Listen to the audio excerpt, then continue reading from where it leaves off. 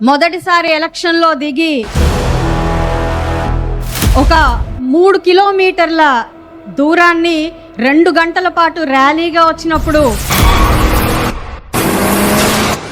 పెమ్మసాని చంద్రశేఖర్ గారు, మరోవైపు నేను ఇరుపక్కల ఒకటి చేతితో వస్తూ ఉన్నప్పుడు మా మంత్రి గారు కొంత భయపడ్డారు. ఆడపిల్లవు కదమ్మా ఎందుకులే అన్నారు. చంద్రబాబు నాయుడు గారు మీరు చేయగలరు, ఇది మీకు సాధ్యపడుతుంది అని చెప్పి చాలా చాలా ప్రోత్సహించారు. ఆ చర్య గుంటూరు పశ్చిమలో ఎందరినో అబ్బురపరిచింది. దానికి ఈరోజు నన్ను బేష్ అనేలాగా చేసింది మన ప్రియతమ నేత చంద్రబాబు నాయుడు గారు. అందుకే సార్ నాకు మీరు ఎప్పుడూ కూడా అభినవ పూలేలాగా కనిపిస్తారు. నాడు చదువు మాత్రమే ఆడపిల్లకు స్వేచ్ఛ ప్రసాదిస్తుందని ఆడపిల్ల చదువు కోసం ఉద్యమం చేసి మహాత్మాగా నిలిచారు.